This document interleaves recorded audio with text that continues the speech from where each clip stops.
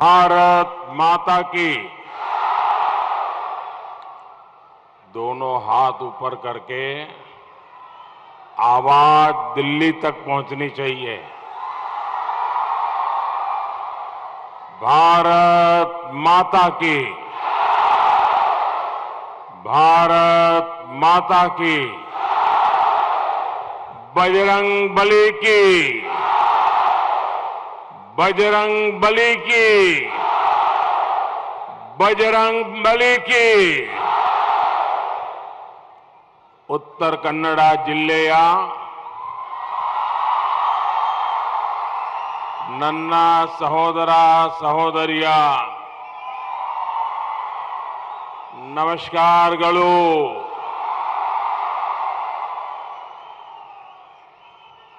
मुझे बताया गया कि आप लोग हिंदी में ही सुनना चाहते हैं। मुझे बताया गया कि हां, ट्रांसलेशन की जरूरत नहीं है। आपका क्या आदेश है? जरा पीछे से आवाज आए, क्या आदेश है? उधर आपका क्या आदेश है?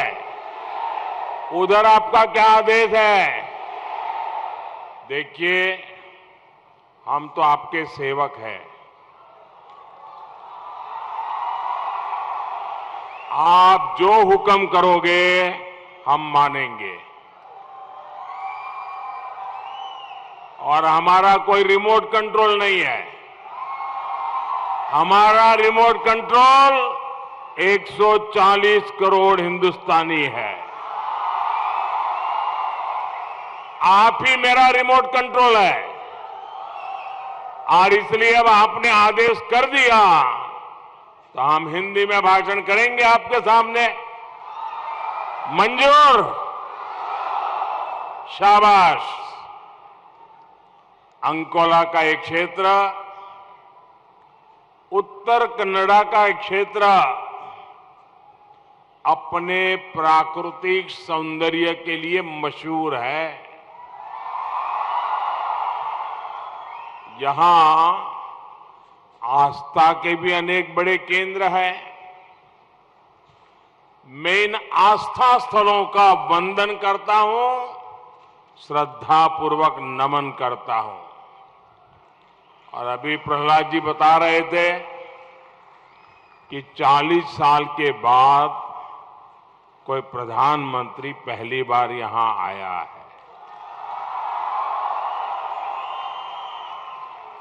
साथियों, ऐसे बहुत काम है जो मुझे पहली बार ही करने पड़ते हैं।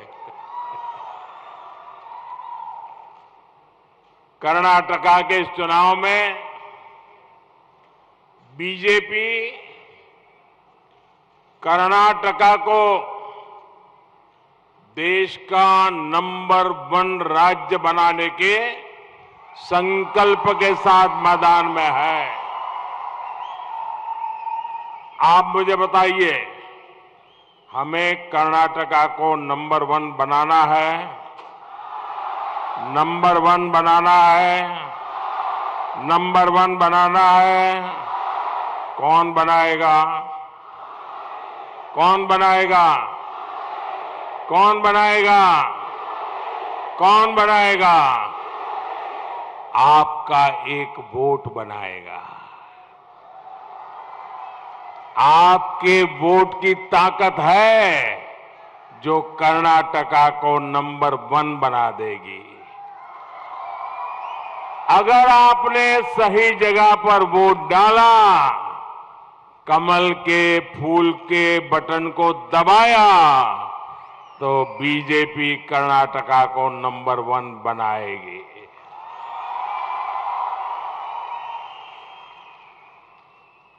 अभी 2 दिन पहले कर्नाटका बीजेपी ने जो अपना संकल्प पत्र जारी किया है, मैं देख रहा हूं तो उस संकल्प पत्र की चारों तरफ प्रशंसा हो रही है। मैं कर्नाटका बीजेपी को इसके लिए बहुत बहुत बधाई देता हूं। कर्नाटका के लोगों का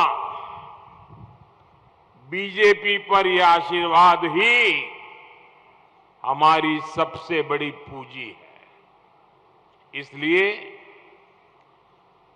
मैं पिछले 3-4 दिन से कर्नाटका के अलग अलग स्थान पे जा रहा हूं। करीब करीब सभी दिशाओं में हो आया हूं और मैं जनता का जो उत्साह देख रहा हूं, किसानों का उत्साह दे रहा हूं, माताओं बहनों का उत्साह दे रहा हूं, नौजवानों का उत्साह देख रहा हूं। चारों तरफ से एक ही आवाज सुनाई दे रही है, एक ही नारा सुनाई दे रहा है, एक ही मंत्र सुनाई दे रहा है।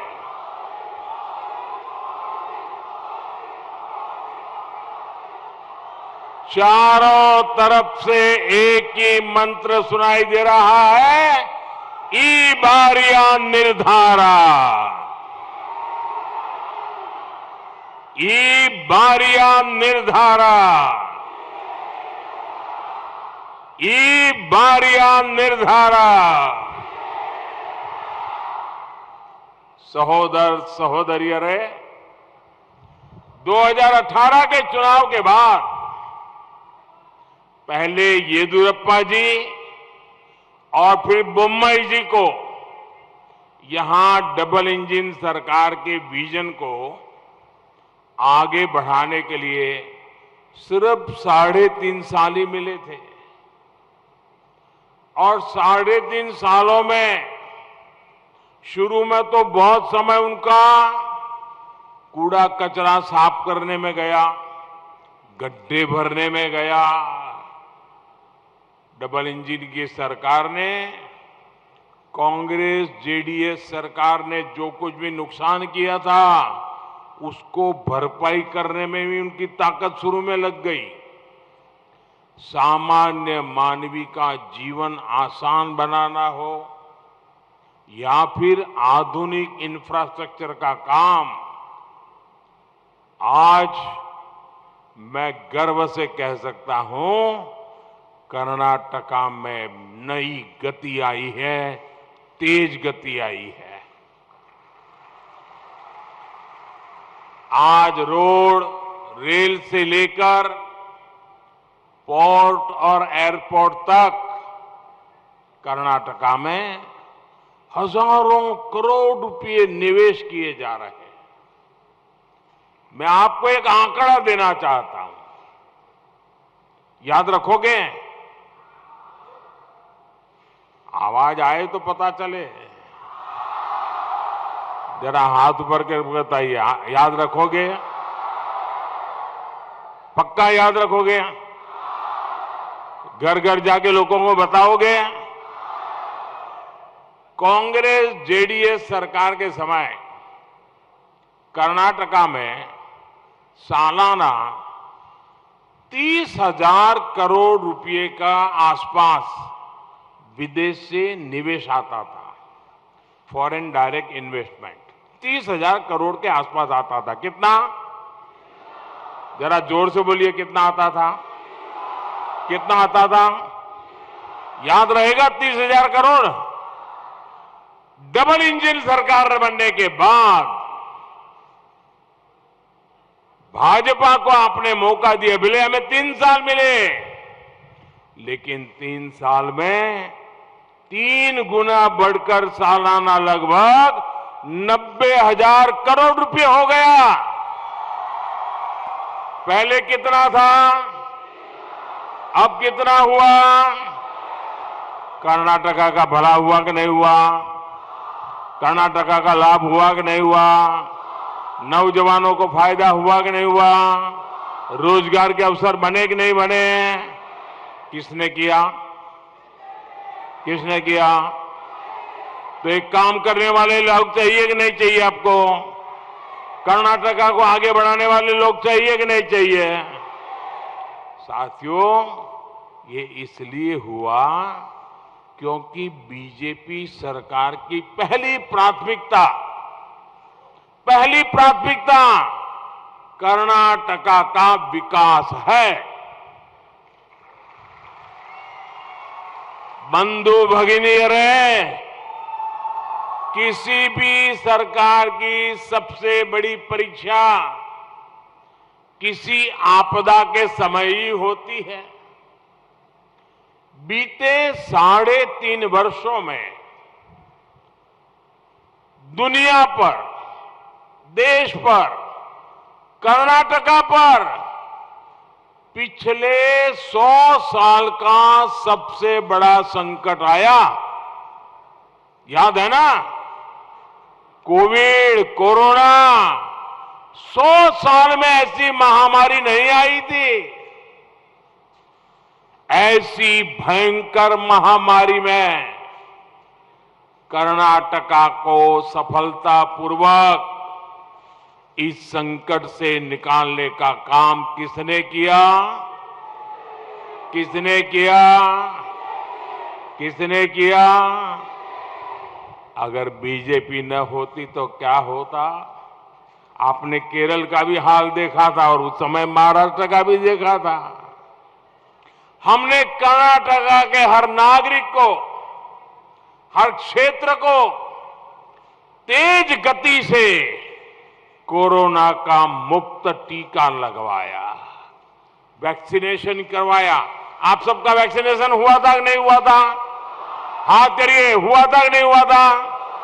आपको 1 रुपया खर्चा हुआ क्या? किसी ने पैसा मांगा क्या? बीजेपी ने यह भी सुनिश्चित किया कि 100 साल में आए संकट में कोई गरीब भूखा न सोए, गरीब के घर में चूल्हा जलता रहना चाहिए।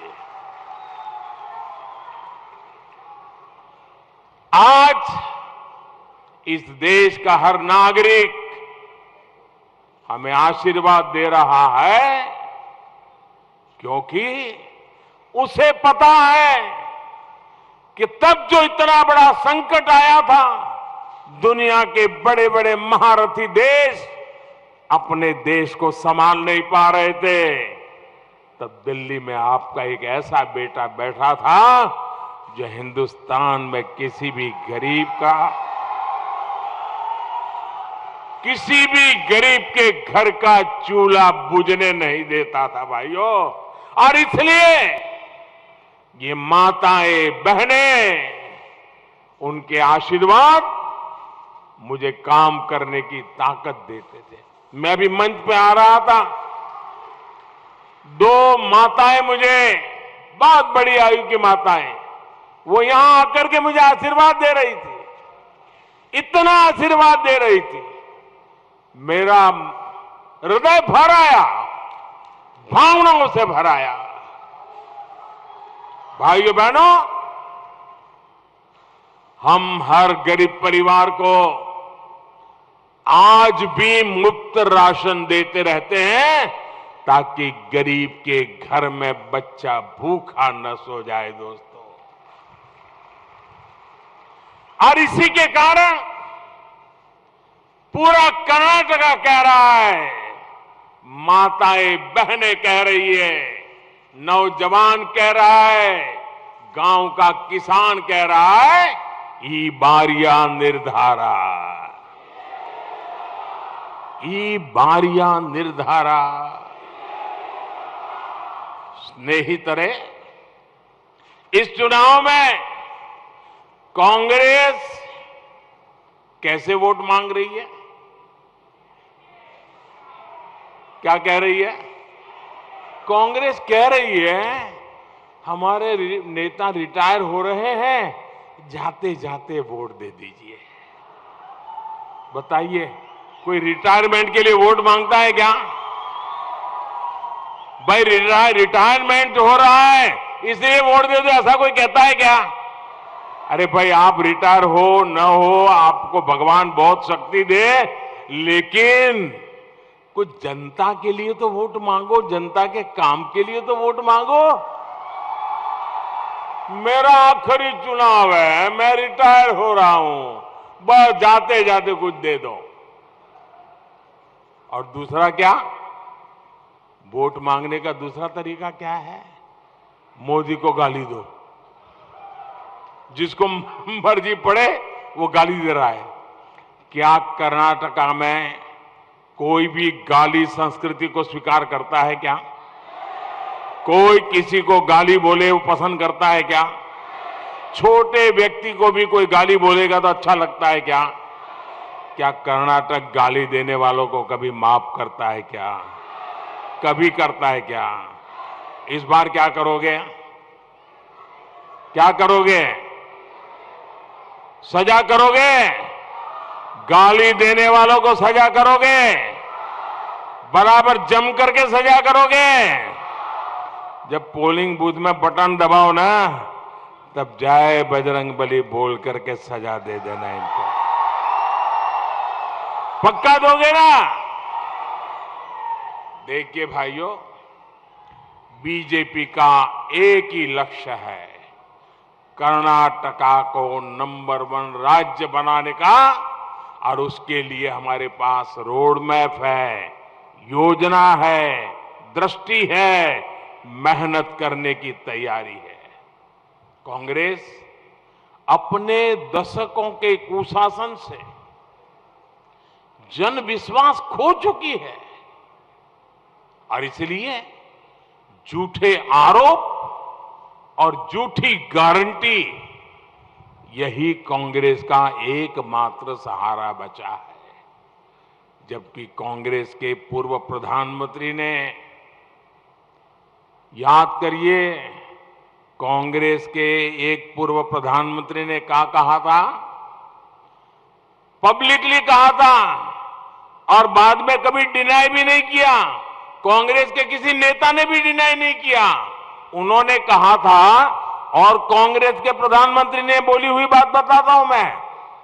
उन्होंने कहा था, दिल्ली से हम 1 रुपया भेजते हैं तो गांव में जाते जाते वो 15 पैसा हो जाता है। 100 पैसे भेजते हैं, 85 पैसा बीच में ही गायब हो जाता है। ये कांग्रेस के प्रधानमंत्री ने कहा था कि नहीं कहा था? कहा था कि नहीं कहा था? 1 रुपया भेजते हैं, 85 पैसे गायब हो जाते हैं। वो कौन सा पंजा था जो 85 पैसे खा लेता था? भाइयों बहनों, ये 85%, ये देखिए इनका खेल। 85% कमीशन वाली कांग्रेस, आज भी कांग्रेस की यही स्थिति है। वो कर्नाटका की हर योजना में 85% कमीशन खाने को तैयार बैठी है। सहोदर सहोदरियों रे, बीजेपी का हमारे संकल्प रहा है नेशन फर्स्ट, सिटीजन फर्स्ट, और कांग्रेस का हमेशा मकसद रहा है करप्शन फर्स्ट। कांग्रेस के शाही परिवार ने कई दशक तक देश पर शासन किया, लेकिन कांग्रेस ने देश के विकास के बजाय सारा ध्यान अपने विकास पर लगाया। कांग्रेस ने देश में ऐसा सिस्टम विकसित किया कि इसकी तिजोरी हमेशा काली कमाई से भरी रहे, और इसके लिए कांग्रेस ने कागजों पर ऐसे करोड़ों लोग तैयार किए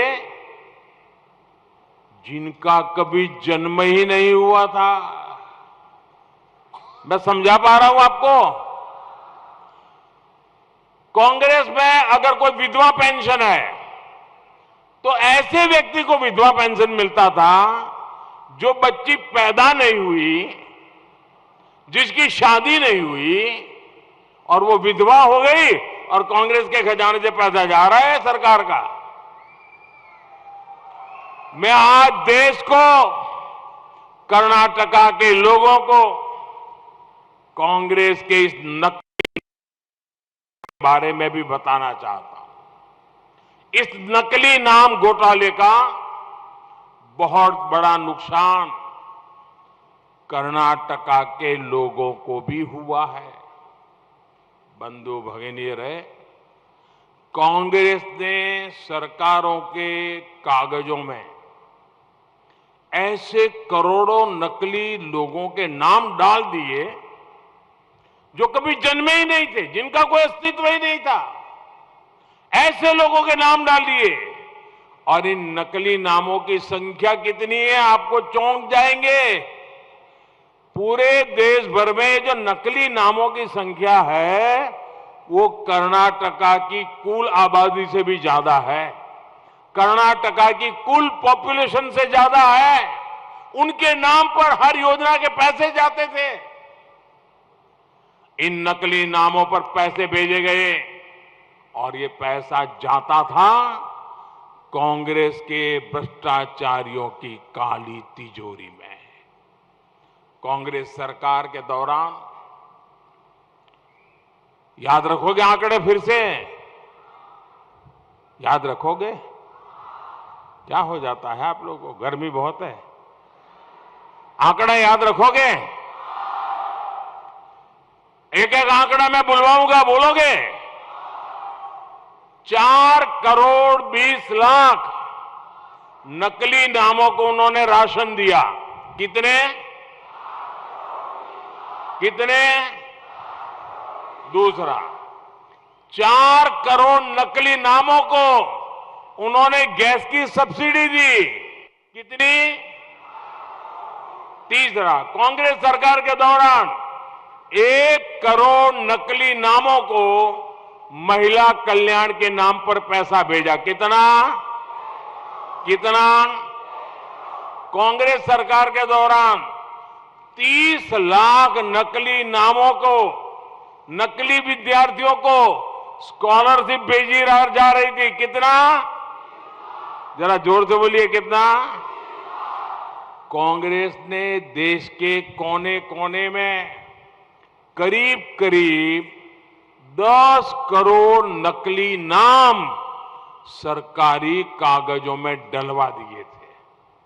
और मैं आपको फिर याद दिलाऊंगा, 10 करोड़ नकली नाम वाले लोग कभी भी उनका जन्म ही नहीं हुआ। पैसे जाते थे। ये कहां जाते होंगे भाई? बताओ, कहां जाते होंगे ये पैसे? कहां जाते होंगे? कहां जाते होंगे? साल दर साल इन नकली नामों के नाम पर कांग्रेस की सरकारें पैसा भेज रही थी, राशन भेज रही थी, और ये जा रहा था कांग्रेस के टॉप से बॉटम तक भ्रष्ट नेताओं की जेब में। सरकार किसी की भी हो, लेकिन कांग्रेस का ये सिस्टम बना रहता था।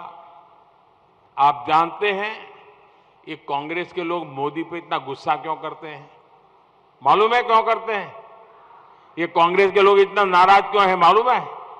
इतनी गाली गलौज क्यों करते हैं? पता है?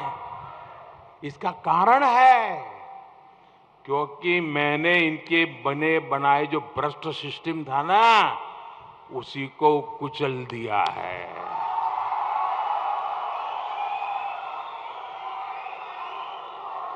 बीते 9 साल में मैंने कांग्रेस ने नकली नाम घोटाले का पर्दाफाश कर दिया है। गरीब का हक छीन रहे इन 10 करोड़ नकली नामों को हमारी सरकार ने गरीब के हक के रास्ते से हटा दिया है। आज गरीब को, देश के नागरिक को, देश के नौजवान को उसका हक मिल रहा है, इंसाफ मिल रहा है। ऐसा करके बीजेपी सरकार ने गरीब के, ये आंकड़ा याद रखना, बोलू ना, आंकड़ा बोलू, याद रखोगे? हमने जो कदम उठाए उसके कारण इस देश के नागरिकों के हक के, गरीबों के हक के, किसानों के हक के, महिलाओं के हक के, नौजवानों के हक के 3.25 3 लाख करोड़ रुपए गलत हाथों में जाने से बचाए हैं। कितने? 3.25 लाख करोड़। कितने? 3.25 लाख करोड़। कितने? इतनी बड़ी चोरी। भाइयों बहनों, फिर ये मोदी को गाली नहीं देंगे तो क्या करेंगे? देंगे कि नहीं देंगे? भाइयों बहनों, बीजेपी सरकार गरीब की सेवा की भावना से काम करती है। गरीब का जीवन आसान बने, उसे नया अवसर मिले, इसके लिए हम निरंतर प्रयास कर रहे हैं। बीजेपी सरकार में उत्तर कन्नड़ा जिले के 10,000 से अधिक गरीब परिवारों को पक्का घर मिलना तय हुआ। बीजेपी सरकार में इसी जिले के 1.5 लाख परिवारों तक नल से जल की सुविधा पहुंची है। बीजेपी सरकार में इस जिले के 5 लाख से अधिक साथियों को जनधन बैंक अकाउंट खुला है। बीजेपी सरकार में इस जिले के लगभग 5 लाख लोगों को दुर्घटना और जीवन बीमा का सुरक्षा कवच मिला है। ये मैं सिर्फ एक जिले के आंकड़े बता रहा हूं जी। ये लोग पूरे देश के आंकड़े इनके पास इतने नहीं होंगे जी। ये काम हम करते हैं जी। बंधु भगिनी रहे, बीजेपी सरकार की योजनाओं के बड़े लाभार्थी हमारे मछुआरे साथी भी है, हमारे फिशरमैन, हमारे आदिवासी समाज है, एसटी।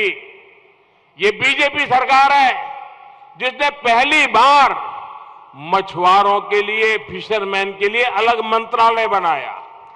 मुझे बताइए भाई, ये मोदी की सरकार बनने के बाद ये सी आया, दरिया अभी आया, समंदर पहले था कि नहीं था? मोदी आने के पहले समुद्र था कि नहीं था? कोस्टलाइन था कि नहीं था?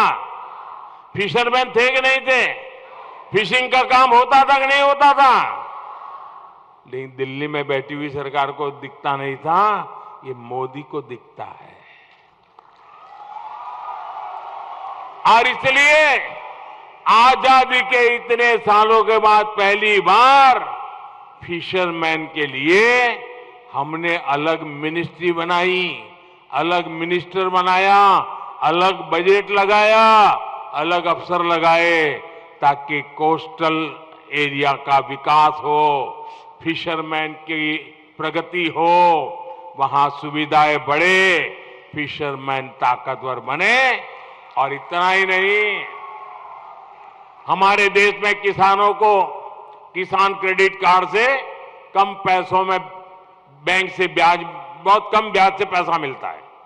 मैंने कहा जो फायदा किसान को मिलता है वो मेरे फिशरमैन को भी मिलेगा। और फिशरमैन को किसान क्रेडिट कार्ड दिया, बहुत ही मामूली ब्याज से उसको पैसा मिलने लगा। बीजेपी सरकार ने पहली बार डीप सी फिशिंग के लिए, नावों के आधुनिकीकरण के लिए भी हजारों करोड़ रुपए की मदद की।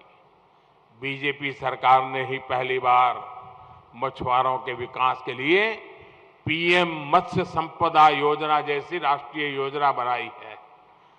स्नेही तरह इस वर्ष के केंद्र सरकार के बजट में भी मत्स्य संपदा और कोस्टल बेल्ट की सुरक्षा समृद्धि पर बहुत बल दिया गया है।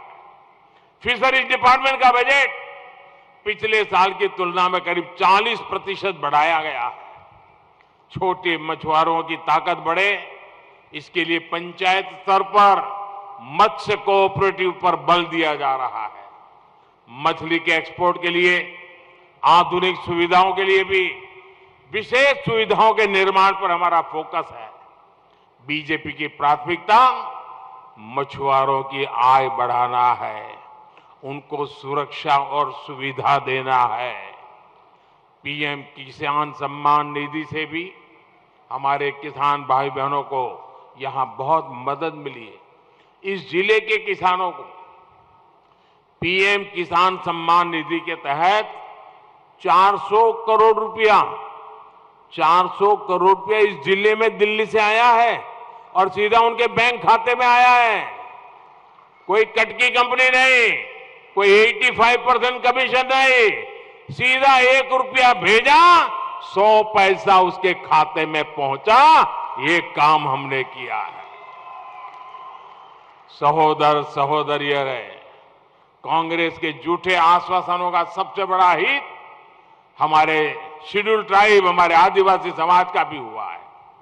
कांग्रेस ने आदिवासियों को सिर्फ वोट बैंक के तौर पर उपयोग किया और आदिवासी क्षेत्रों को सुविधाओं से वंचित रखा। देश के अनेक आदिवासी गांवों में सड़क, बिजली, पानी सुविधा 9 वर्ष में पिछले मेरे आने के बाद पहुंची है। ये अटल जी की सरकार थी जिसने पहली बार इस देश में आदिवासियों के लिए अलग मिनिस्ट्री बनाई थी। कांग्रेस सरकार की तुलना में इस वर्ष आदिवासी विकास के लिए बजट करीब करीब 5 गुना हो चुका है। 5 गुना। बंधु भगिनी, कांग्रेस ने अपनी सरकारों के दौरान आदिवासी नेतृत्व को भी आगे नहीं आने दिया।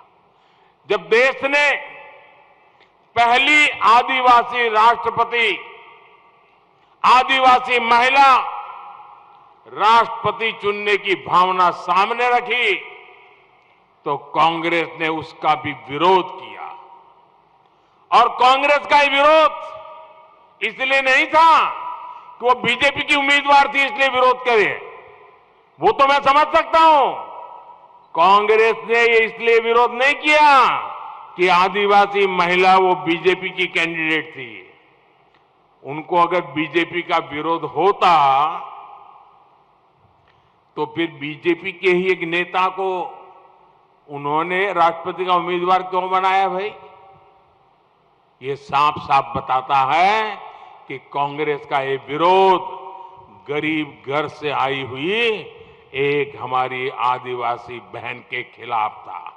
इसलिए आज पूरे देश में आदिवासी समाज कांग्रेस को सबक सिखाने का संकल्प करके बैठा है। कांग्रेस के खिलाफ ये गुस्सा साफ साफ दिख रहा है। स्नेहितरे, यहां के यक्षगाना में इस क्षेत्र की ऊर्जा, यहां की सांस्कृतिक समृद्धि साफ साफ झलकती है। मुझे संतोष है कि यहां की पहचान को, यहां जनजातीय लोक संस्कृति को संरक्षित करने वालों को प्रोत्साहित करने का अवसर हमें मिला है। हालक की स्वर कोकिला सुक्री बोम्बा गौड़ा जी हो या फिर पर्यावरणविद तुलसी गौड़ा जी, इनको बीजेपी सरकार ने पद्म पुरस्कार से सम्मानित करके अपना मान बढ़ाया है। जब दिल्ली में कांग्रेस की सरकार थी तब ऐसे सच्चे हकदारों को बहुत कम ही सम्मान होता था। आज जब कर्नाटका की धरती की ऐसी महान संतानें राष्ट्रपति भवन पहुंचती है तो पूरा देश गर्व से भर जाता है। बीजेपी सरकार ने सिरसी सुपारी को भी जीआई टैग दिलाया है। ये वोकल फॉर लोकल के लिए हमारी प्रतिबद्धता को दर्शाता है। सहोदर सहोदरिये, अब कर्नाटका तेज विकास की पटरी पर चल चुका है। अब इसमें कांग्रेस का रिवर्स गियर नहीं लगना चाहिए। 10 मई तक आपको लगातार जुटे रहना है और एक बात घर घर पहुंचानी है, ई बारिया निर्धारा बहुमतदा बीजेपी सरकारा। इस संकल्प को सशक्त करना है। करोगे?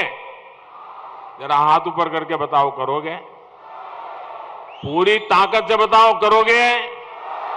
घर घर जाओगे, मतदाताओं को मिलेंगे, ज्यादा से ज्यादा मतदान कराओगे, पूरी ताकत से कराओगे। अच्छा, मेरा एक काम करोगे? आप ठंडे पड़ गए। मेरा काम करोगे? जरा जोर से बोलो, करोगे? मेरा पर्सनल काम है, करोगे? ये मोदी का पर्सनल काम है, करना पड़ेगा, करोगे? अच्छा, अगर आप करने वाले हैं तो जरा अपना मोबाइल फोन निकाल करके उसकी फ्लैश लाइट चालू करो जरा। मैं देखो किस कोने से आवाज लाइट दिखती है। सब दूर दिखाइए मुझे। आप अपने अपने मोबाइल फोन की फ्लैश लाइट चालू करिए। मेरा काम करोगे? करोगे? मैं काम बताऊं? मैं आपको काम बताऊं? काम बताऊं आपको? देखिए, घर घर जाना है, जा करके मतदाताओं को हाथ जोड़ करके कहना था कि मोदी जी अंकोला आए थे। क्या कहोगे? और मोदी जी अंकोला आकर के आपको उन्होंने प्रणाम भेजा है, नमस्कार कहा है। इतना मेरा संदेशा घर घर बता दोगे? पक्का बता दोगे? जब घर घर जाकर के आप ये मेरा संदेश देंगे तो सब माताएं, बहनें, बुजुर्ग मुझे आशीर्वाद देंगे। उससे मुझे एक नई ऊर्जा मिलेगी, नई ताकत मिलेगी, और उससे मैं और ताकत से आपकी सेवा करूंगा। कर्नाटका को नंबर 1 बना के रहूंगा। बोलो मेरे साथ, भारत माता की, भारत माता की, बजरंग बली की, बजरंग बली की, बजरंग बली की। बहुत बहुत धन्यवाद।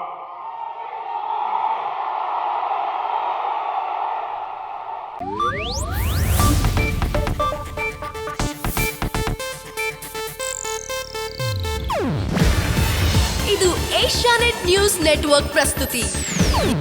ನೀವು ನೋಡ್ತಿದ್ದೀರಾ ಏಷ್ಯಾನೆಟ್ ಸುವರ್ಣ ನ್ಯೂಸ್.